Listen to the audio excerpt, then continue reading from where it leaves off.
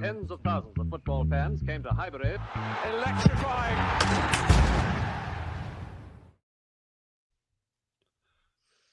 Wow. Breathe, and everybody breathe. Okay, now do it with me, Forder. We're going to breathe one more time. Everybody in, everybody out. One. There we go. Nice goose, Bravo. Welcome back to another post-match podcast with the Cannon Podcast. And I am here with my buddy who I thought, I was going to say the curse didn't work. I would say it was just one time. But we are here after a very nerve-wracking, very frustrating, but a very relieved post-match reaction. And of course, 2-1 for Arsenal against Wolves. Forder, mate, we just had maybe a good 2-3 minutes of trying to just calm ourselves before we come on. How are you feeling about that? Are you able to enjoy it? I don't even know what to say right now. During the whole game, I had my 2-year-old on me crying. And I don't know if he could just get the vibe from me how bad we were playing, or if, you know, he was actually watching the game and picking it up. It was the most stressful 90 minutes. Did you saw the thumbnail, obviously, on TCP Live of me as Gandalf? Okay. I actually feel like I look like Gandalf right now because, again, Arsenal making me age. Like, if you want to know what it's like being an Arsenal fan, that 90 minutes sums it up. It was, Here we are trying to get our haircuts for the game and give you guys a beautiful post-match reaction, all smiles. And, listen, it is one of those, beginning of December, one of those where you put at the back of your mind. It is one of those in which the team is absolutely shattered. It is one of those that look, if you draw that game, people are saying narratives about how you need to win it to become champions, and then you win it. And so it's frustrating from all the context about who the opponent was and everything like that. But I mean, look, mate, like, we need to do these things. We're going to have adversary. We had a point in which literally the last game, Mbe Buendia in stoppage time, there was a case to be made that this is history repeating itself. Absolutely. Mm-hmm. At the death, at the 90th minute, you concede a goal, very similar in terms of the timing. And, I want to be sure that I don't let my frustration of who the opponent is, the context of the season, mask what is a win, what is us being able to stop what a lot of times had been a cluster of poor results in previous seasons. So we have got there. We have done so bumbling over the line. It hasn't been a performance to go and ride into the sunset about, but it is fundamentally a win. It is fundamentally a win in a situation which we needed one. So I'm kind of looking at it and saying, welcome back, Bukayo Saka. Really, really top performance from him. Probably one of the better ones I've seen since Fulham. Yep. But I think as a team, there's stuff to talk about for sure. I've had this thing in the back of my mind about how Arsenal are too willing to go into a low block, especially with the injuries that we've had as far as putting the pressure and when to do that. I definitely think there's something to be said about how we handle those situations. But, mate, fundamentally, it's a win. Tell me the context of how you feel, not how you feel just going through PTSD of Villa 2.0, essentially. I was on my podcast last night, and one of the comments that came in was, which have you got most PTSD from? Is it Man City chasing you down, or is it the injuries? And of course, at the start of the game, I look and I completely got the lineup wrong. At this point, there's no point in guessing what Arteta is going to do. And even when the lineup came out, I went, okay, Jurriën Timber's playing at left back, and then it's no, he's not. He's playing centre back. Nketiah's left back, and it's just so many mixed emotions with that first half. And I think the quote from Arteta was, "We'll go full gas from the beginning," and then it was like we couldn't even get into first gear, and we were stalling, and we were. It was like a learner's lesson, the first drive of your first car. It was, it was hard. It was hard going, George. Yeah. Really hard going. It was hard going, absolutely. And it was one of those that I think really frustrates you because there was a feeling that when your team is kind of struggling physically, fans need a 5-0 mentally. So, Yeah. however unlikely that is, fans need it. We need to remind ourselves how good we are because we're fans and we sit there and we go through our periods in which we're panicking. And I mean, it was 2 wins in the last 5, really approaching this, right? Yep. So you could argue there's the potential for a speed bump.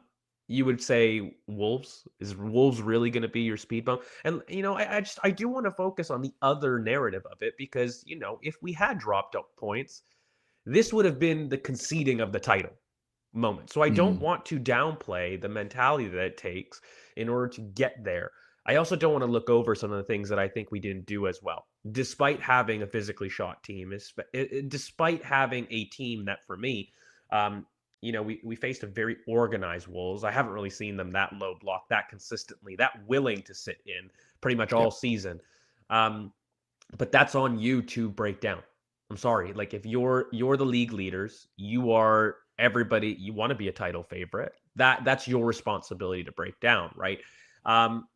Talk to me about the first half. Talk to me about some of the things that you felt like we struggled with because we were lulled into a bit of the U-shaped passing pattern. There was a bit of tempo concerns, and there was a little bit of Arsenal trying to find their feet as far as breaking down what was a very organized Wolves block. In fact, I would argue they were so deep that at the 40-yard line, they were happy to give us possession. I mean, it was one of those where it was break us down if you can. And we're going to hold out for as long as we can. That was the mentality until things change in the second half. But explain to me what you felt like we could have done a little bit better to work certain angles, to maybe create spaces against a very stubborn low block. I mean, the immediate thing that jumped out to me was that we were basically lacking quality in breaking down any low block on the left-hand side. So we had to balance the attacking threat, and that came out really quickly. I think within the first half, I need to double check the numbers, but our right-hand side was just dominating possession, especially when Ben White was there. It was really interesting how they were kind of deciding not always to go on the overlap. Sometimes he was holding back, letting Saka go 1v1. And that side of things was working really, really well. It was nice to see that in particular. Apart from that, it's so difficult. I thought prior to the game, William Saliba coming back into the team, that would give us more impetus moving forward, punching between the lines, maybe even stepping into midfield at times. And I didn't see that side of William Saliba. I felt that Zubimendi could have sped up the pace of the game. It was, more touches than we usually see from him. And for me, it was only really in totality for that first half, Eze and Saka that looked like they wanted to kind of take the ball by the horns, and everything just seemed slow. It was tepid. It almost looked like you know exactly what I mean, George, when you get a new group of players to coach and there's no cohesion. There's a couple of players that have a little bit of chemistry with, but then the ball kind of just returns and you're like, okay, right, we'll go again and we'll try again. And it just keeps on, just ticking over, and there's just nothing that's going to break through. And it felt to me that we kind of looked devoid of answers in that first half. And not just technically, but it was also the kind of mentality. I think it looked to me like the players thought they could just turn up, that they could just almost turn up, play a slow game, and we'll still break them down. It won't be it won't be too hard. And to be fair, Wolves this season have been much more open than what you would expect them to be. I think their mentality has been that they will get relegated. I think the appointment of their manager kind of shouts that, screams that in somewhat. But because of that, they've been encouraged to play at times expansive, because it's that view of, we know we're probably going to go down, so let's just play the way that we think we should play. And especially looking to next year, which is, a horrendous thing to say, but today they didn't do that. like you said, they just played such a low block. They played at times with the mentality of just get it away. If it's towards the halfway line, we're happy with that, and we'll just let you do what you want to do, Arsenal. And we just looked slow. Just looked like we had too many touches at times.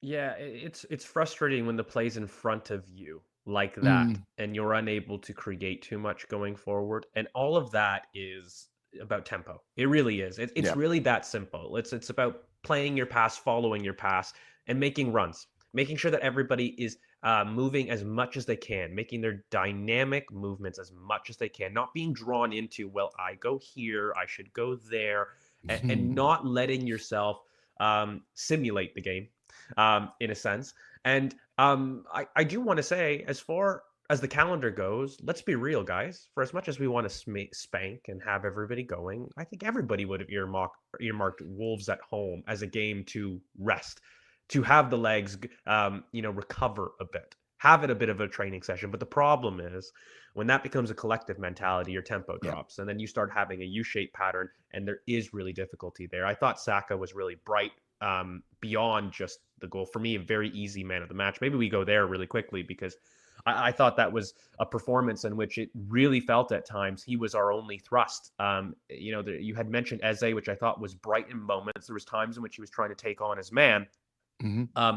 But again, a little bit maybe low touch as far as his involvement goes, which you might expect with such a low block. And I'm really insistent on making sure we talk about the game that we saw, not the game that we've seen from Wolves, but the game that we Yeah. saw.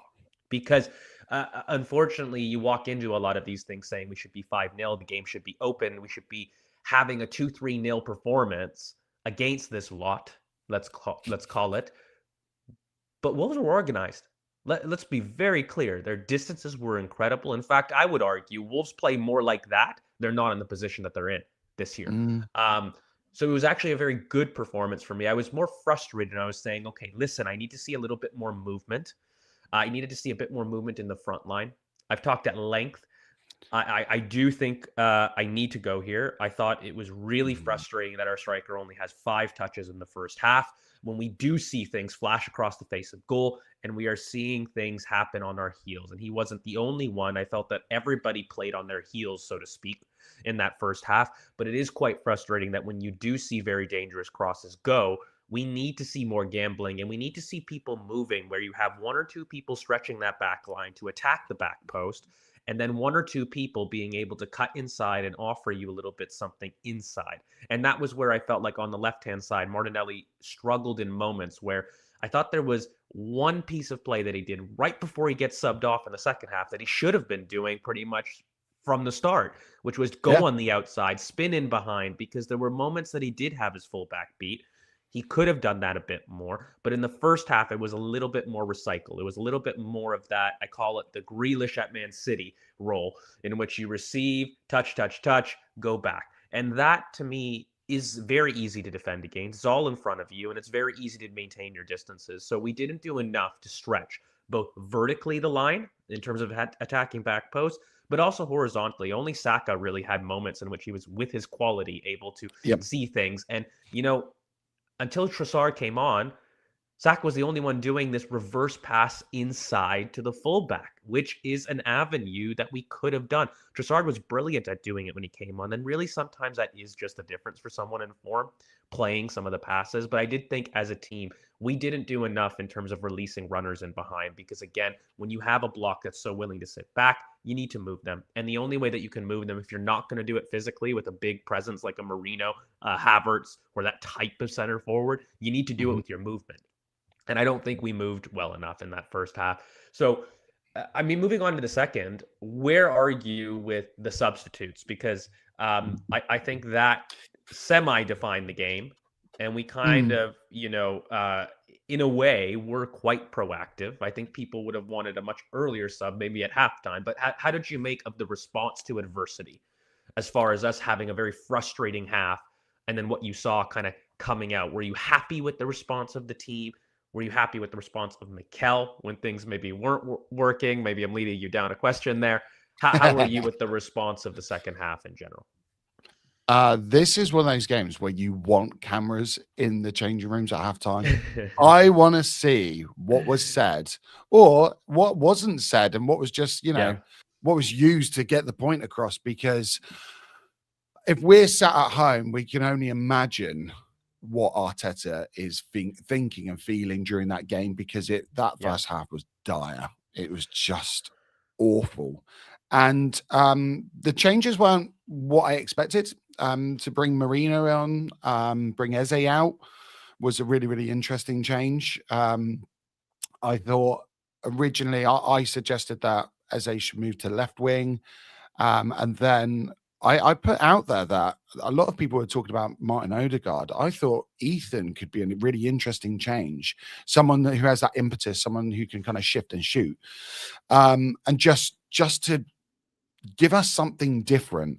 But Leandro Trossard was an obvious choice as well. He's just been such a fantastic player for us this season. It cannot be understated. And not only his profile in terms of, what he can do on the ball, I think his mental profile is just, he is one of the few players that truly understands and demands from the rest of the team. Mm-hmm. So there was a moment in the second half where there's a bit of a mix up. Jesus makes a run. He feels that he's offside.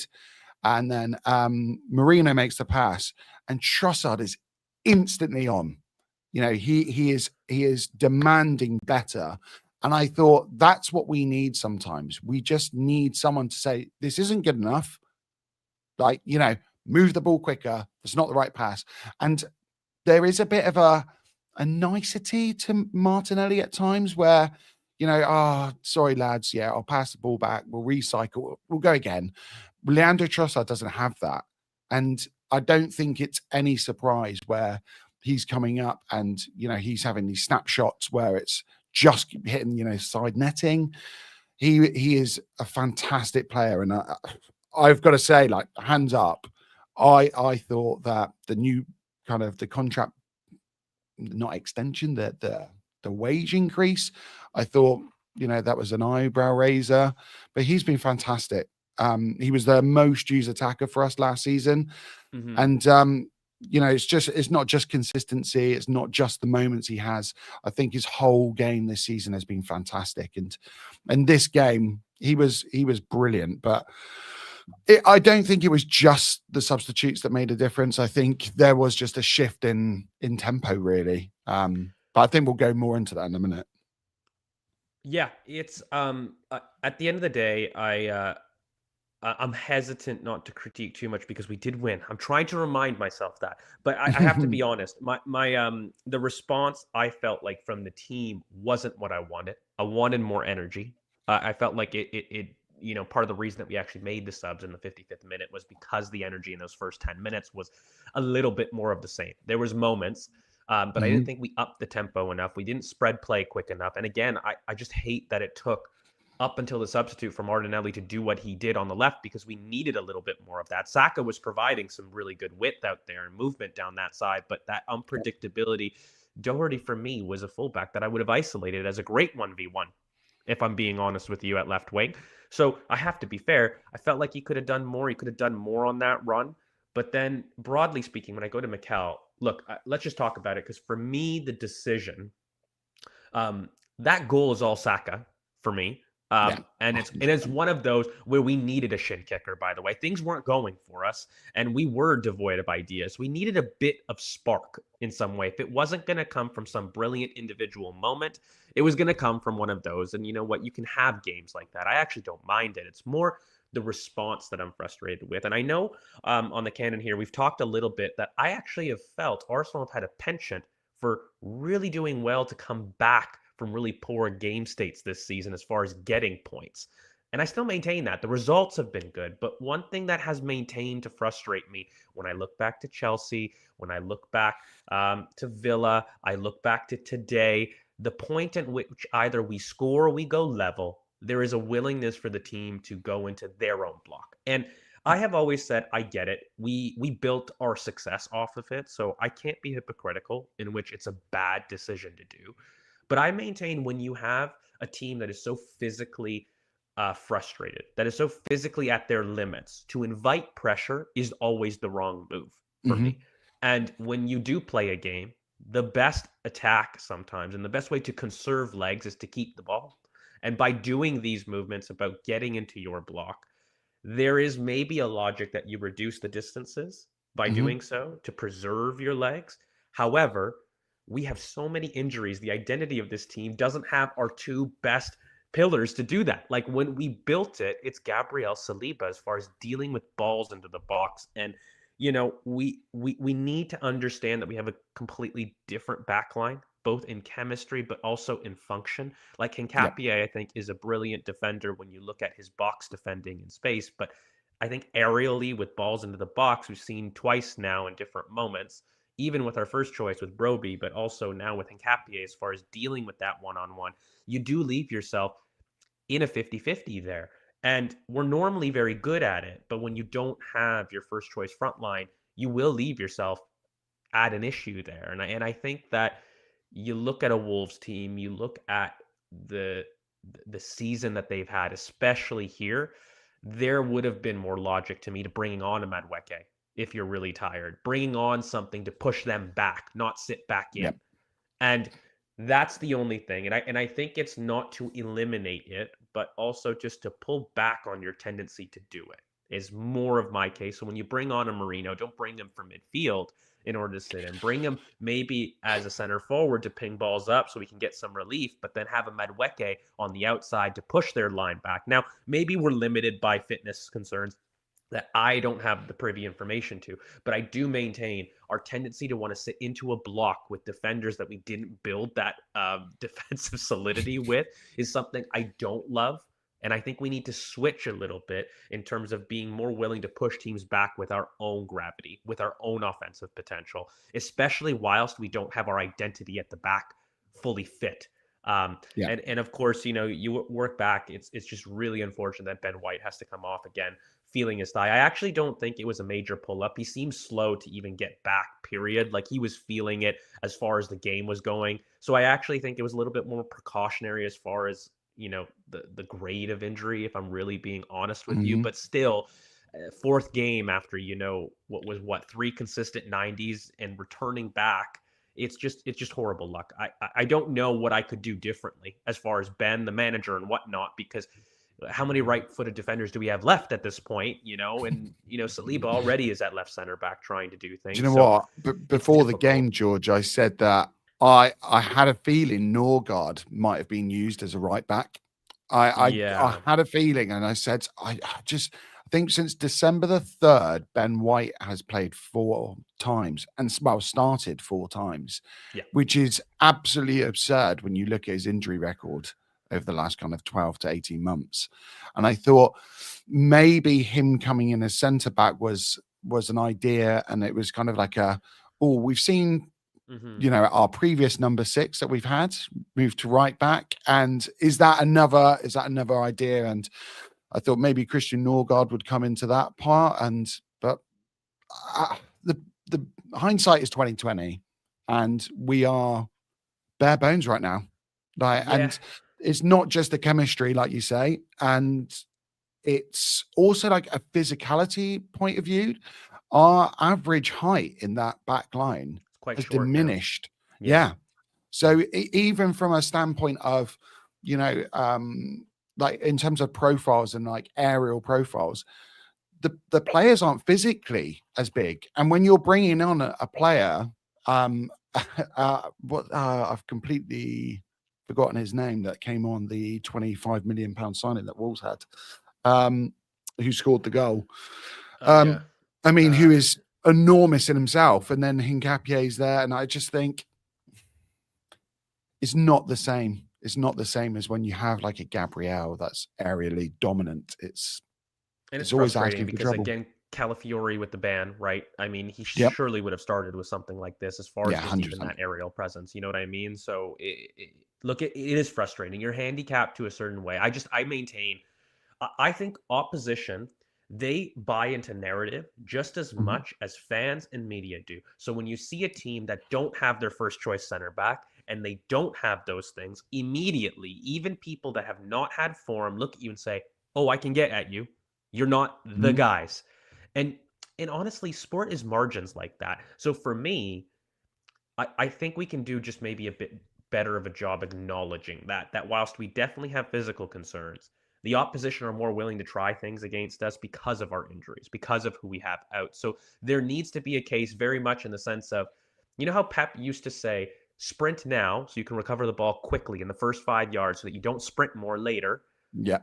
I'm going to say something slightly different. Let's sprint more so that we don't have to defend and make ourselves mentally tired, in which we already are, because we are working with completely new players. Our mental, it's not a physical point, our mental exhaustion is going to be huge, trying to find chemistry, angles, positions, and roles with players that we haven't played with before. So I think we need to do a bit better job of believing in our own weapons. Now, again, all hands on heart. I don't know the fitness situations. Maybe we couldn't, but I do think we need to work a bit more when we do have a goal or we do concede. I would love for us to have swapped the striking subs, knowing this type of game in terms of that, where we could have brought on a Gyökeres and we could have brought on a Madueke in terms of when Wolves want to come on to you, search for a goal, when you have Mhm. that. And if we were maybe a little bit more fit, we could maybe make those decisions. But I do find whether it's Chelsea, this game, Villa, there's a precedent and a pattern beginning to develop that when we do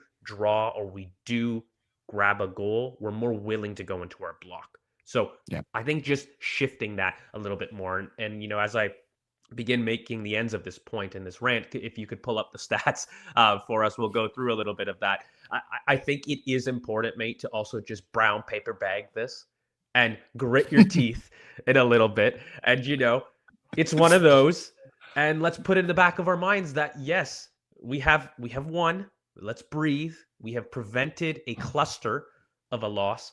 And it's tough to do these IRs because I came in here so frustrated, ready to really give it to the team. But then I got to pull myself back because at the end of the day, we have done brilliantly to make sure that we didn't let this affect us in the way it could have. And it could have. And it would have been quite serious for me to have done that. The signal it would have sent the league, by the way, to do that Yeah. to a relegated team in that moment off the back of a second loss. I don't think wheels come off, but I'm not going to lower the furor and the amount of stuff that would have come against a team that is just quite physically shot. So it's about brown paper bagging it. We got through, we did it. Don't love the performance, clearly, and it is a worry. But if we can get back some more people fit, I think that we're talking about a very different performance as well. Thanks, George, because just before we were coming on, I could have absolutely lost my head, so I needed that, mate. Here are the stats, though. Is this the match? 3 goals? Oh, hang on. I've gone on Scott Willis. Bear with me. Hang on. What is Scott doing here? I was gonna say, dear gosh. I think Scott's had something going wrong here 31 minutes ago. He Maybe may have Scott had a hasn't mare. come out with it yet. Yeah, But Scott's that angry. He's like, I'm just gonna screw with everyone. No. Oh my goodness. Oh my No, goodness Scott has not gracious. put him out, George. Okay, well that's okay. You know what? He's normally yes, Scott. Come on, you are an integral member of the IR. Like, come on, get with this at this point. Yeah, I think like moving on, mate. So we'll go to everybody's questions and we'll make sure that we can maybe run Yeah. some of the super chats. So maybe we'll do that quite first for you can pull up some super chats and then we'll look at what it means. We can pull up the table, maybe do a little bit of therapy in regards to that. John Callaghay, number 8 and number 23 offered nothing. Do you want to take this one, George? Go for it. Go for it. Please be my guest. Oh no, I was offering for you to take this one. I Did you see what the host did? Look, it's, okay. I will say, at the end of the day, this was a team concern, so I don't want to take it away. Our impetus was a team concern, so I don't want to single it out. But yes, I felt like I really want to get away from the Marino in midfield. I am struggling to justify it personally. I understand how intelligent he is as a footballer, but I've seen it enough times that it really frustrates me. So I don't believe that that's a a solution that I enjoy. I think we're bare bonesing it because of what we've got. Our injuries between, again, Calafiori not being able to play as well, significant in terms of where we could put Miles as well in that. But I do maintain Marino being almost second choice is something that I do frustrate. As far as Odegaard and our captain goes, again, I feel somebody that's working himself into fitness, into flow, into match fitness, personally, off a long layoff. And I don't want to isolate somebody that I felt was a team criticism here. But I will say, do I think he could have been more vertical? Yes. Do I think that he was dropping outside the block far too often? And do I think that he wasn't adding the impetus that I was looking for, that Trossard and Saka were able to show us? Yes. I think I would have liked some more adventurous passing, but if I'm being fair, you could have done the exact same criticism with Zubamendi. You could have done the exact same criticism with some of our favorites that people don't want to talk about, number 8, quote unquote. So I do agree that the criticism pertains to those two players, but I think it was also a team criticism, if I'm being really fair at it. And, you know, even Declan Rice, who I thought is a beast at number 6, one of the things I would have looked at is more consistent switches out wide to the opposite side. And we weren't doing quite any of those things. So the expansive passing point could have applied to pretty much most of our midfielders. So I don't want to isolate one or two when that was a midfield concern, I thought, today in general. Yeah, 100%, which brings us on actually to individuals. Simon Smith, thank you very much. I like Gyökeres in games where he or we can stretch vertically, he's a real asset. But in games like this, he's nothing but a liability, which is kind of what you were alluding to earlier, really. I do think, Arteta, to be fair to him, has kind of got his hands tied because a lot of the options that we would kind of start, I think, have been coming back from injuries who are managing minutes and things. We're almost playing players in the Premier League the opposite way round, if that makes sense. Right. I think for me, even before the season started, I said Gyökeres and Martinelli are Champions League players. They're players that are going to succeed and have more space in Europe. They're, by and large, those teams are going to be more expansive, are going to have more confidence in their own abilities. And when we're playing in the Premier League, unfortunately, we are going to come up against teams that like to sit in. We've seen the stats before. Unfortunately, we play the lowest blocks out of anyone in the league. And tonight really showed that, because I think Wolves' expected points are going to be on about 15 points, not 2. And they haven't played this kind of brand of football. They haven't played a good brand of football, but they haven't played this brand of football. And in this game, I don't think anyone wants Gyökeres to fail. I don't care if it's Jesus, if it's Marino, if it's Havertz, if it's Gyökeres up front. As long as we are successful, the personnel and the choice of striker doesn't bother me.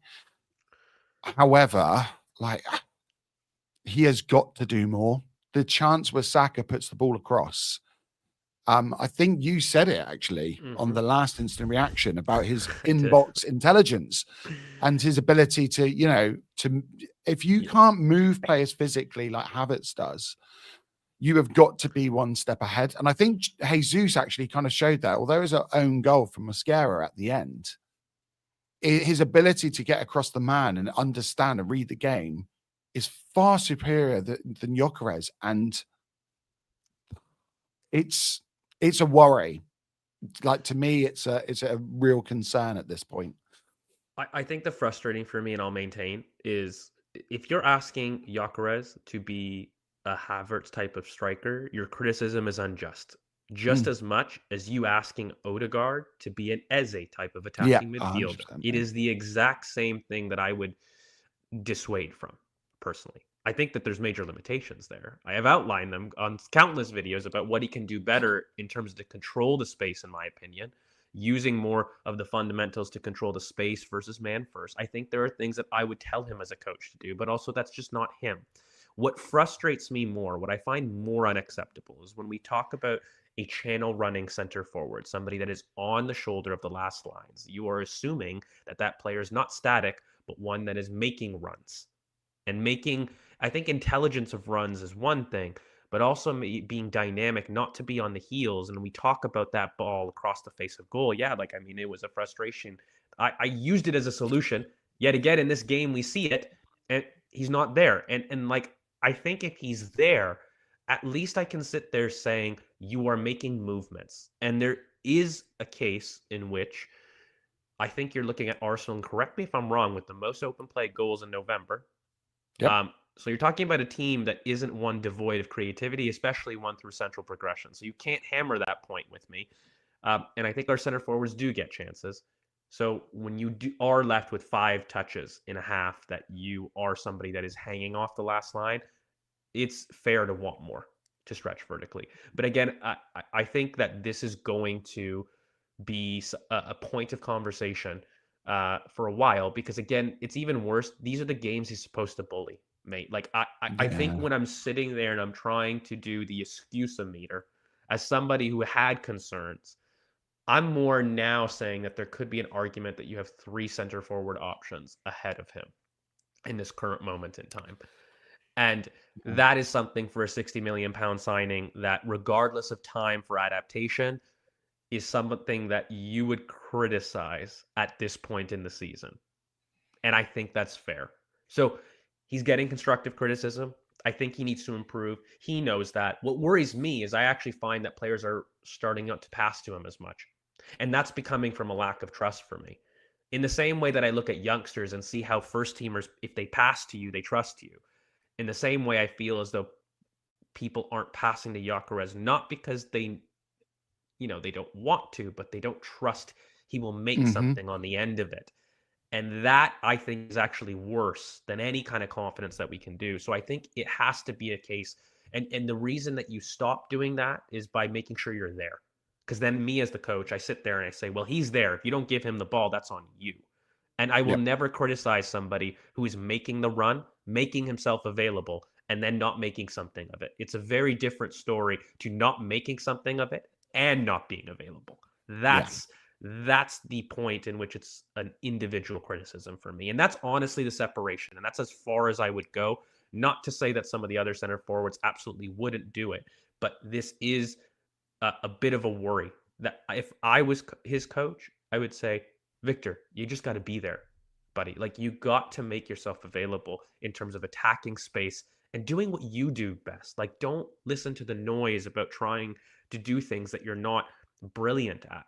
And, take a bit off your pressing, which you do brilliantly, by the way, if it's a case of some kind of fitness, which I don't believe, because he had something like the most repeated sprints in Europe, right? So last season. So it's not a case of him not having the engine for me. It is just about the intent, about being simply too static in the box as a box mover. And if you improve those things as a channel runner, you're going to have the points that a lot of people say, and we're going to focus on other things. So I think that's probably where I'll leave it from a Gyökeres standpoint.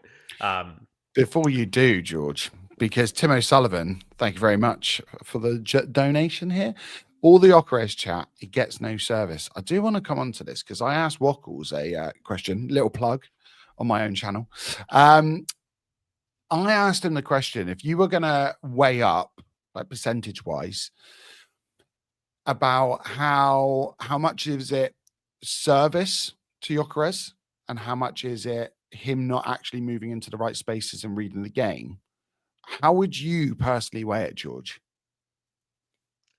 When your channel runner is not getting on the end of chances and not ghosting back post, at least one in fairly multiple games, I tend to say that the individual is more 70-30 at this point.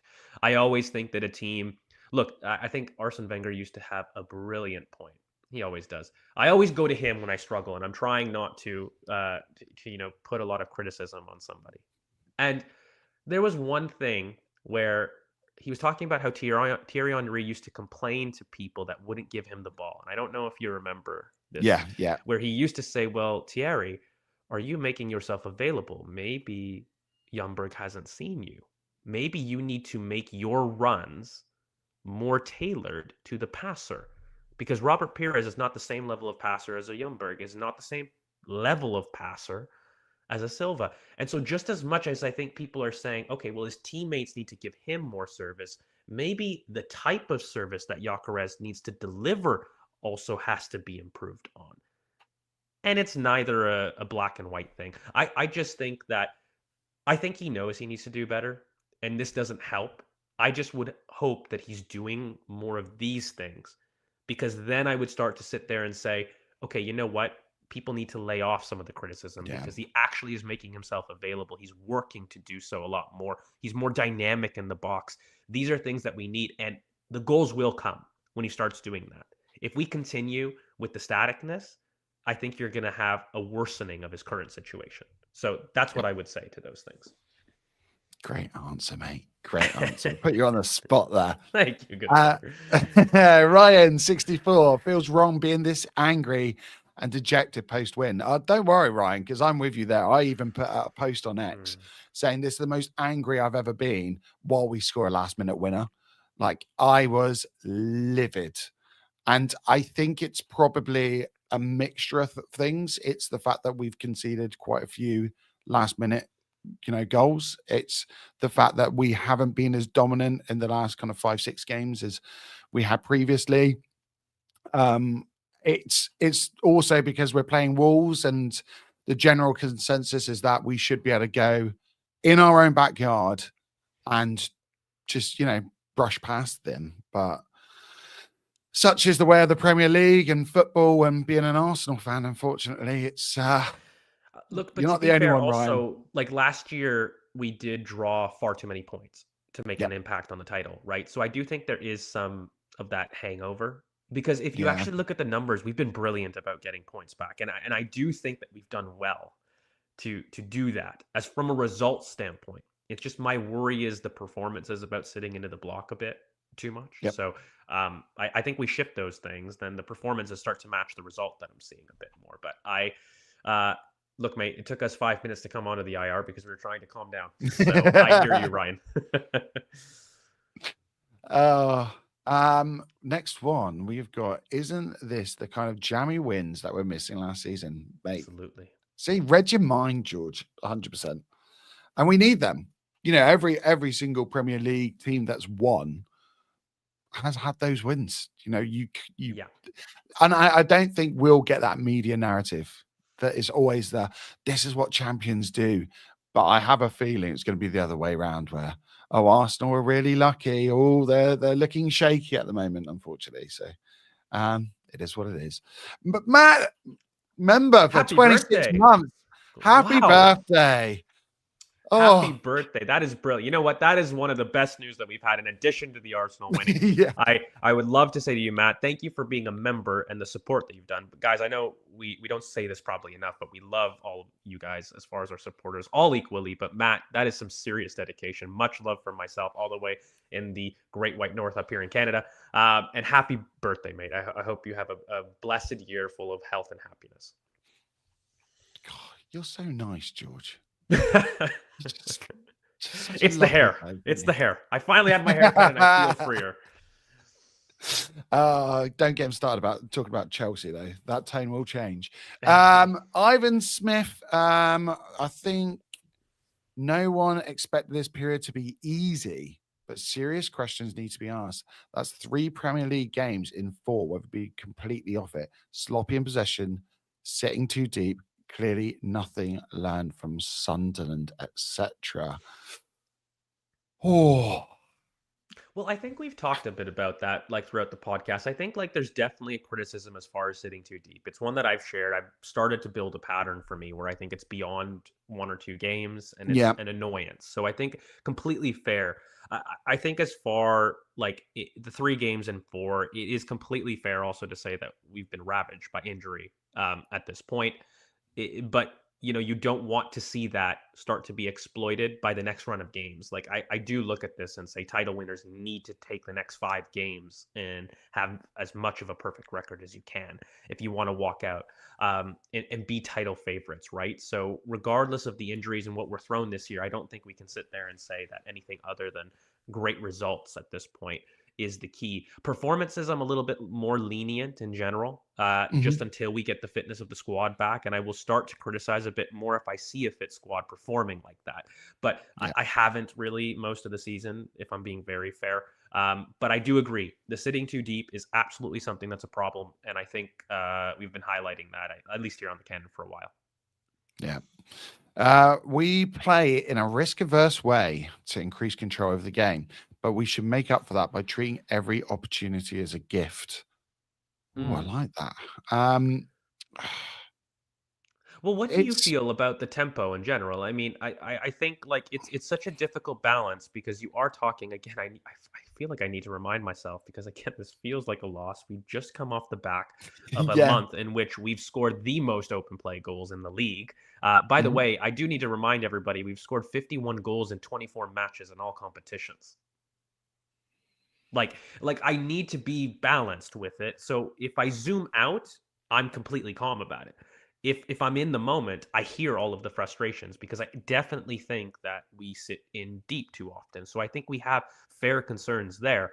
I don't know if it's risk averse though. Like I don't think you can play in a way in which I think that mentality is risk averse undoubtedly, but the team isn't risk averse because you can't have the most open play goals in November with the schedule that we had. You can't have scored 52 goals in 24 matches, or sorry, 51 goals in 24 matches in all competitions by being risk averse. So we're definitely not a risk averse team.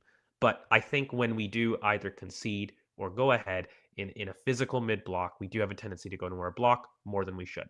And I think that's fair.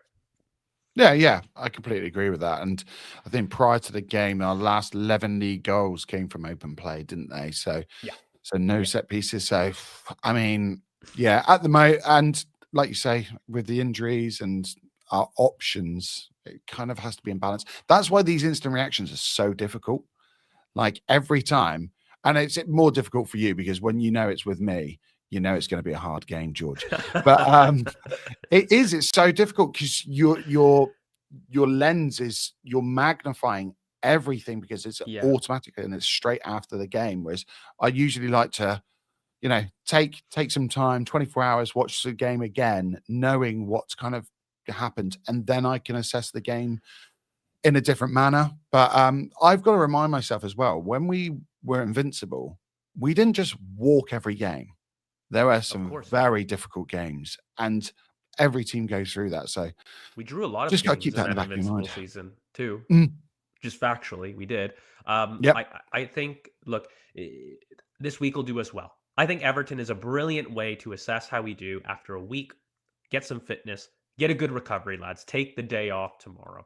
We come back, we assess, and it will be, we need this week. We needed to come through this. We needed this week. We needed to get some legs into people. I hope Trossard is able to start from the get go, things like that. I hope that we aren't concerned with minutes for certain players and we start to have people come back because, that's now two performances from Jesus. So there could be something as Yep. far as providing an option center forward. You start to add Trossard coming back. You start to add, again, even if Saliba is back, that is a huge thing. Calafiori back again. Then you've got the impact on Hincapié. Like it's all a domino effect. Like we've got maybe, I would say, 3 or 4 players in orange that could be completely fine after a week. And Yeah. being an orange to find is a very different state physically, on the squad. And a lot of reasons why I think Ben has got injured and felt that tweak is the fact that we forced him to play into an orange again. Like it is the injury conversation is one of frustration, but also our outcome kind of forces us to injure players in this moment. And we can't, that's not sustainable. So we do need to have a break and a breather. And we need to recollect. And like I said, let's brown paper bag this performance, but great result. I mean, Dan's going another route here. He's just saying, I'm so glad I won't see Arsenal for a week. Yeah. I mean, thank you very much for the super chat, Dan. It does feel a bit like that, which kind of links to this one as well. So from Young Lordy, this trend of not seeing out games cannot continue, which is so funny because it feels like that, but we have won. Well, that's the If, thing. Like if I want, it's that's why I'm trying to tell people, like, you can be it's such frustrated an at odd certain things. situation we're in. Yeah. Like we're getting the results. If you really want to go result-based analysis, I'd be like, what the hell are you talking about? We simply just haven't. But the performances lend to that. And there is a bit of PTSD hangover from last season, in my opinion. We drew far Yep. too many games that, and by the way, we didn't come back well at all last season. It was actually a serious issue coming back. So I hear it. I hear as far as the concerns. I will say, when we're fit, we don't do this at all. There is a very different story. So let's see what happens, and let's keep an eye on it. It's not something to ignore and to scoff at, but it's something to keep an eye on. Let it boil. Let it boil. We have got another super chat from Mike. Thank you, Mike. I don't know what you guys are thinking, but Hincapié is either a centre back and a 3 or a left back 2 weeks in a row where he doesn't step up with the defense. Gyökeres is not it. I mean, we've gone through Gyökeres quite a bit.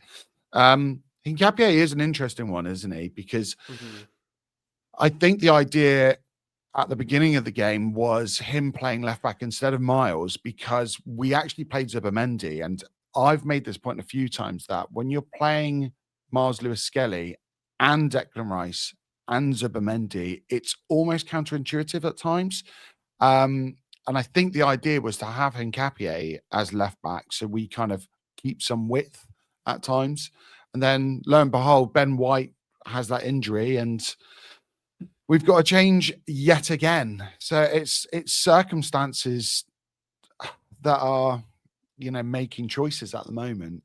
I think he is more of a centre back in a 3. We saw that in Germany, but it's we don't have any other choice right now, especially with Calafiori suspended and Mosquera out, Gabriel out, and you're just looking at that left-hand side, and it's the only option. I don't know if you want to expand on that, George. No, I thought that was brilliant. I'll be honest with you. I think, to me, there's a lot more to come from Calafiori at left back, in my opinion. We tried to experiment with a bit of that, but we've asked him to play a position that I think he knows well, but in this team, slightly different in terms of what we will want him with intention. The only thing is I do want Hincapié to be just a bit more dominant in terms of dealing with aerial balls coming into the box. Like there's definitely a bit of losing some dominance there. I think he's competent aerially, but there's not that same security for sure. And I don't think it's a height thing. It's about just understanding your aggression, when to jump, how to jump, and who to control. In terms of some, it's almost like that Cannavaro thing, not a big defender, but able to really dominate aerially. Absolutely. So I think those are the things as far as a center back goes. But I do think you see the quality in the final third, like in moments. I would just love to see it. We just have been robbed of it, and I think that people will see it a little bit more moving forward in the second half of the season. Yeah. Thank you. Ooh, how do I pronounce this? Tinshun? Oh, you're better than me. Don't look at me to pronounce things. Come on, George. You're the king when it comes to pronunciation. TNS Shun. Thank you so much for your super chat. I hate reliance on our low block. I hate us playing outside the block rather than inside, and I hate us clearing instead, playing out of pressure. Yeah, I think we've talked a lot about that in general. I think it's a common frustration, and again, fair one, but one that I think we'll just let boil for now as far as people coming in. I think hopefully we get to a point in which I'd love to throw a transition finisher sub, I like to call it. So if you do go into the low block and we are able to have our number one people, I would love to pair that with the runners on the last line. I call it. So I would love to have like a Trussard. We need somebody with some technical security, but a Gyökeres Madueke double sub in the last 70th minutes to really threaten people who are coming on to you would be perfect. And that is something that I think we've been robbed of from one way or another. Obviously Gyökeres started, but being more intentional with the game state, I think, is something that we can do with more of a fit squad, and we're able to do it. Right now, we're kind of piecemealing a team together, let alone being cute with our substitutes. Yep, completely agree. Oh, this next one, George.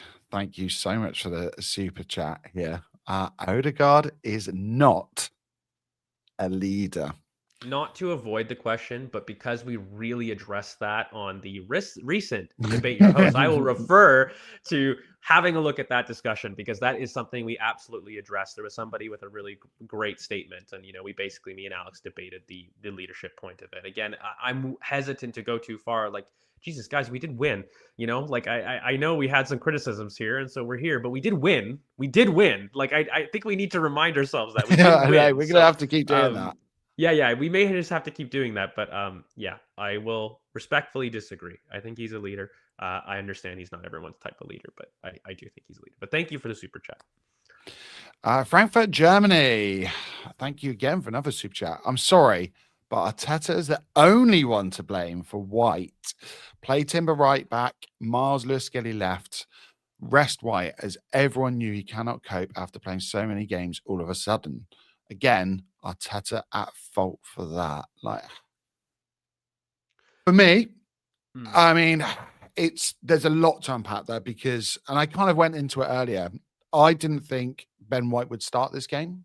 However, it's easier said than done. We have a whole medical team that are obviously looking at these things. So I can't imagine they had too many concerns with him starting, because if you look at, say, Trossard in the last game, he came on and then was taken off again. So it's like, and we've been kind of managing minutes recently a lot better. It seems like the team have been very conscious about that. However, I do agree that it was always going to be a big concern if you are playing him. But I can only imagine that Arteta is getting the okay from our medical staff and, from all of the data that we're looking at, really. It's so difficult, though, because, again, Miles, does Miles work on that left-hand side if you're playing Zubimendi? Like, I'd argue Zubimendi is a huge concern right now. With him playing in Belgium for 90 minutes, I didn't imagine him playing again and starting. I thought we'd play Rice and then probably a Eze and Odegaard midfield. But I don't know. George? I just maintain that as far as the injury conversation goes right now, it's really difficult to be cute. Do I agree with every single thing that we've done? No. But at the end of the day, like I think at Boston Guns makes a really good comment recently, as what Mikel says, we're risking players because we didn't have anyone and we're buying tickets for another injury. And I don't think that's an excuse.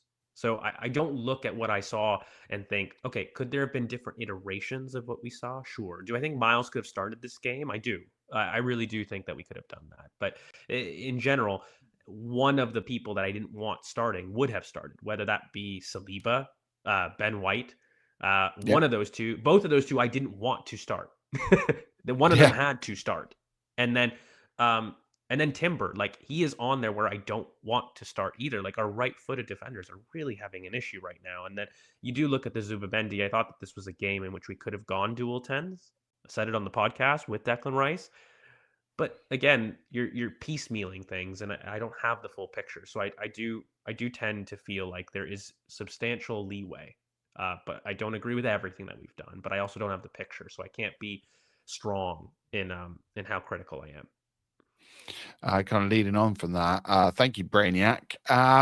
R.I.P. Ben White. You're a good dude. Do we need to look for a right back in January, George? What do you think? Do we need, like, is this such an interesting thing to talk about? Because we've talked about the squad in general and the amount of recruitment we did in the summer, just numbers wise. We've never really done recruitment like that. And yet again, we're still in the same situation where we're getting not only numerous injuries, but we're getting clusters of injuries in the same position and the same kind of, same types of players. Do we actually need to look for a right back in January? No. I think there's a question about Ben's long-term future that isn't related to this. Like, I think we've got the quantity. We're in a difficult moment. Injuries you can't predict for this. Like, we did the business to account for this, and we've got multiple injuries in the same position. So it's one of those that's really difficult.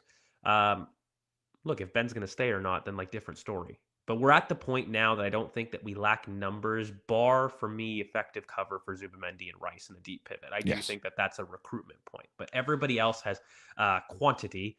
The quality can be upgraded and questioned and debated in certain areas. But as far as, numbers and being short, really the only position is Declan Rice and Zubimendi cover. Like, the deep pivots is, the quality drop-off between them and Norgard is quite significant. So I think that's the only debate I have quantity wise. Yeah. Thanks to, I want to say Ali Adair, but it's not. Oh, that was a great attempt. I would have been You know like, what I mean? that's I looked at it okay. and I went, oh, is it Ali Adair? Maybe it is. Thanks, though, for the super chat. The high only lasted 5 minutes. I won't lie. I can't let it go. It's hard. I'm not reading this dramatically. Why are we defending a goal up? Please answer that for me. I think, George, you've already done this, to be fair. Yeah, I think so. Yeah, just at the expense of not relitigating things. I think we've kind of addressed that like in the pod, both here and previously. So I think there's something that we can do. Let's see what a week's rest does, and we'll boil it. That'll be something I'll just copy and paste to any comments like that.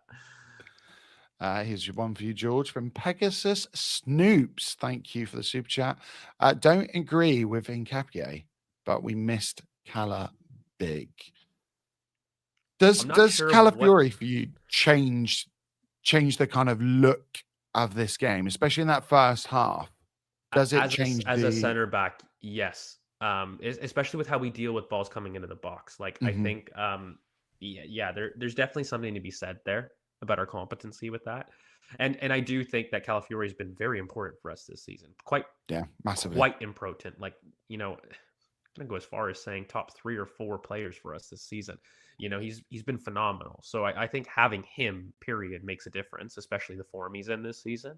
But I think even more so when you're dealing with balls coming into the box, being able to shift Calafiori inside and having somebody else on the outside, or even Miles coming to the pivot, is something I would like to do until we get a Gabriel back and we get some form of solidity back there, because we do suffer aerially in terms of dominating our aerial duels, in my opinion, with the remaining defenders. Yeah, 100%. Another one from we're going with TNS. We're doing TNS. Thank you again for another super chat. We need Zubi to get the ball and drive in midfield sometimes. I think we've talked before on the pod between us, George, about the more physical profiles. You mentioned it earlier about how we don't really have cover for Rice and Zubimendi. There is that drop off. I would like to just say, from my personal point of view, I don't think Zubimendi's ever going to be that kind of ball carrier from midfield. However, there has been a complete shift in the type of Zubimendi we've bought, if that makes sense. Like, we have not bought the Sociedad version of him. We've bought a much different version of him, and it's become this more fluid midfield. He's not just a number 6, like he is kind of moving into right-hand spaces. He is moving a lot further forward. We saw it today. The one counter that Wolves had when Zubimendi gets the ball, and there is no anchor, there is no one behind him. I just don't know if we're really going to see much of a driving run from him per se, but I am worried physically with him. I've seen a drop off just in general. So on the point about the carries, I think he's protecting his legs. I'll be honest with you. I saw it 3 weeks ago. I was saying, listen, not only do we have a lot of minutes there, but I think Zubimendi has been a little off in the last couple of weeks. And I don't think that's a fault of his own. He's just played so much minutes. I mean, isn't it just him, Rice, and Saliba probably the most minutes played this season for Arsenal players? If he's not the most, he's certainly up there. Most likely, which is really crazy when you think about the demands of the Premier League as well. Absolutely. He's our most used player, I think. And someone in the chat, correct me if I'm wrong, but I'm pretty sure it is. And so that's a factor. It's a factor. Yeah. And I mean, earlier in the season, he didn't. He showed a lot of the Gundoganitis point that I was saying earlier. So, I mean, he shows his ability to carry into midfield earlier in the season. I just do think, I do think it's a fitness thing a little bit. We have got, okay. Do you know what? I'm going to bring this one up from Malimamba. Thank you very much for the super chat. 10 minutes of Jesus, Jugger Benito, and big chances missed. More entertaining than 4 months of Gyökeres. I found it hilarious that it was actually a Mosquera own goal. How poetic that it would be him next to Jesus as well under pressure that scores that goal. Does he start for you against Everton? Is that what you would do? I had these switched. I wanted a Jesus start today and then a Gyökeres start against Everton because that, for me, Everton are a little bit more expansive. Not just a Mhm. little bit more. They're actually quite expensive. They're actually performing really well. Aren't they fifth? And I think they are missing a lot of their top players against us, which is a little bit of juju working for us. But Ndai has been brilliant They've just for gone them down to this eighth season. as of Okay, right now. Yeah. okay, they just went down to eighth, but I swear they were coming into it like being fifth at the top of the Mhm. weekend or something like that, and so they're not a bad team. We could actually be really lucky just in terms of playing them at a great time, just as much as Villa were probably very lucky to play us when they did. I think we're lucky to play Everton because we have a week, we get rest, and they're also three players out, right? Like I think they've got three major injuries. There's Yeah, Gay, enjoy. Ndai, and somebody else I think Yep. is also injured. So yeah, I don't know if I'd start him. I'd have to see because I think it's a game in which I could understand Gyökeres actually. So Mhm. ironically, so Yeah. I may have flipped these dynamics. Gyökeres for me would have started Everton, came on in this game, and then Jesus start this game. But I think we could see the opposite because he came on and did okay. So who knows? I do think though it's a Gyökeres game for Everton. There's going to be space there if we hit the channels early. He'll do well. Yeah, and it's great seeing Jesus back. I personally didn't think we would see him back for the club. I thought his injury he would probably return. Like this is at the beginning of the season. I thought he would return probably after Christmas. And then I looked at the types of games that we had. And I thought maybe that's the last time we'll see him. But it's great. And it's amazing the recovery he's made because he looks great at the moment. He really does. It's brilliant. We want that. And finally, George, from ET AFC, Ethan as false nine creates space in tight spaces. Yeah, I think it's definitely something that I've galaxy brained on the pod before. I've said that as like a project of something that I'd like to see. Um, I just think Ethan needs more minutes. Simply put, I made Mm, that was a big talking point on the recent pod. So again, I'll probably refer to that for people and thoughts. I just think that we aren't giving him the minutes that I think he deserves this season. He's been brilliant. Whether that comes as false nine could be a little bit more of an experimental sub.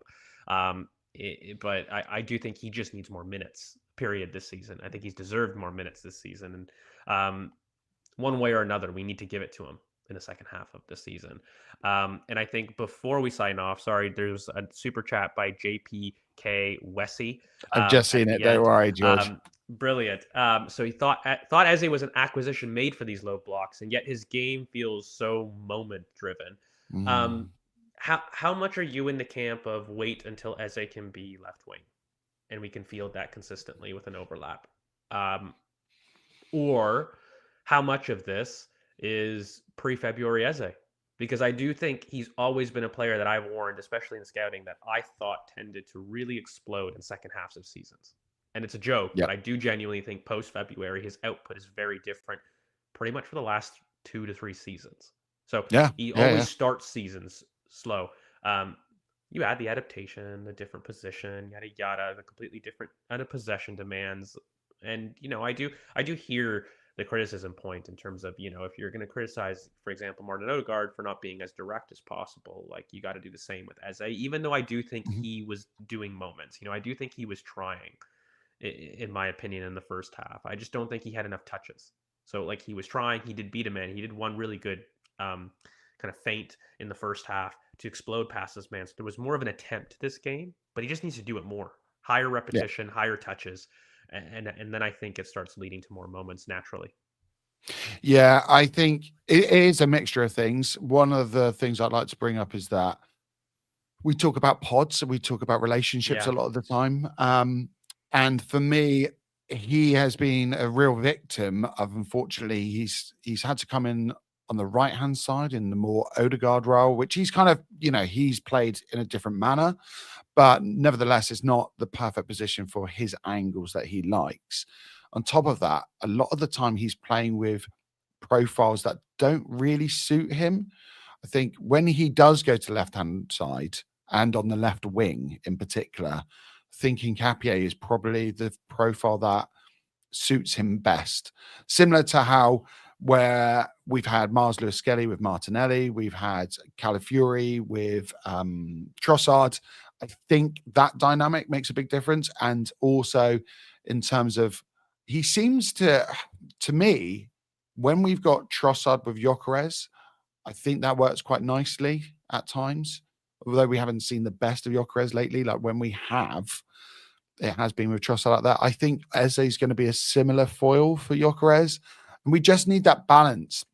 It's a lot about different dynamics with different profiles, and unfortunately, we're just in a position at the moment. We've said it time and again tonight, but until we have just some options to choose from, then unfortunately, we're just not going to see the best from some of our players. And as has been low touch and moments, I would definitely agree with that. But he has had some brilliant moments, and hopefully in the new year, we'll see the best version of Eze yet.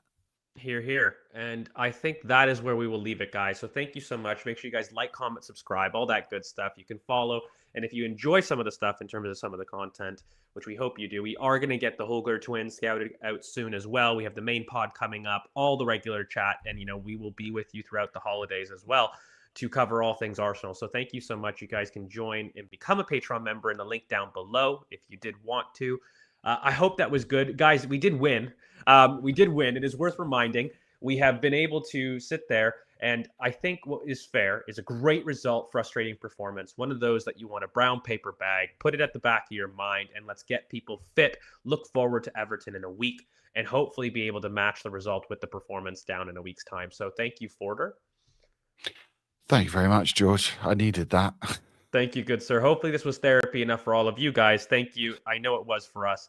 Thank you so much, and thanks for keeping it Arsenal. Tens of thousands of football fans came to Highbury. This was one kind of queue the ladies thoroughly enjoyed. Electrifying. Electrifying. Inspiration for Arsenal.